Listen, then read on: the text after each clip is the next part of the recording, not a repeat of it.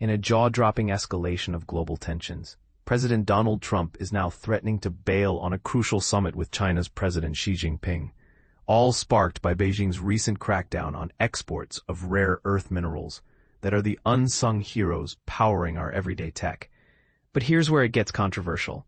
Is this bold move a savvy negotiation tactic, or a reckless gamble that could ignite a full-blown trade war? Stick around to dive into the details and see why this story has the world on edge.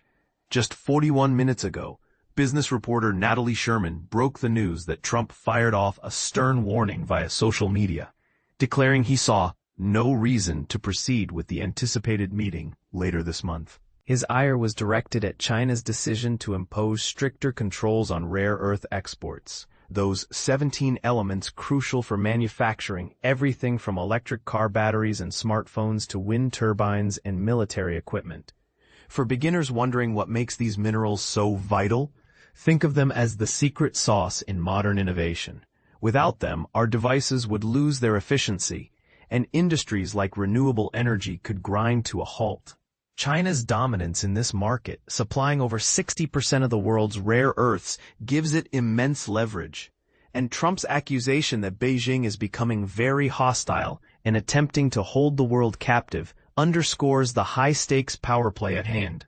Adding fuel to the fire, Trump hinted at slapping massive new tariffs on Chinese imports, signaling a potential revival of the bitter trade hostilities that have strained relations between these two economic titans. And this isn't just talk. Financial markets reacted sharply, with the S&P 500 index plunging about 1.4% in late-morning trading on Wall Street, as investors braced to the fallout of renewed tariffs that could spike costs for consumers and disrupt global supply chains.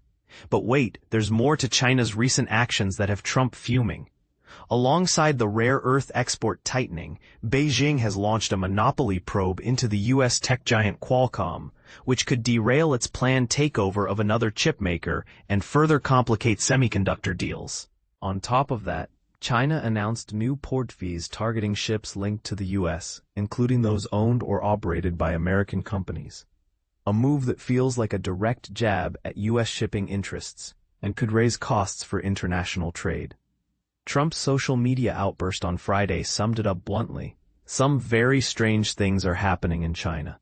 They are becoming very hostile. This comes after a fragile truce in U.S.-China trade relations that began in May, when both sides agreed to shelve the triple-digit tariffs that had nearly choked off commerce between the world's two largest economies.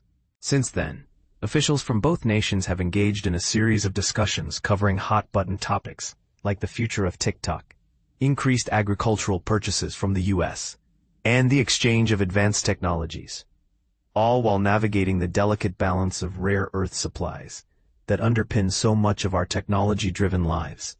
And this is the part most people miss. While Trump's hardline approach might appeal to those frustrated with China's trade practices, critics argue it could backfire by alienating allies and pushing Beijing toward even tougher retaliatory measures.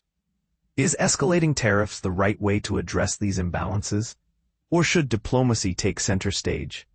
What if China's actions are simply a response to perceived U.S. aggression in other areas, like tech restrictions? It's a debate that's dividing experts and everyday folks alike. So what do you think? Should Trump follow through on canceling the meeting, or is there still room for dialogue to de-escalate? Do you see China's rare earth controls as a fair economic strategy, or an unfair hostage-taking? Share your thoughts in the comments. Let's discuss.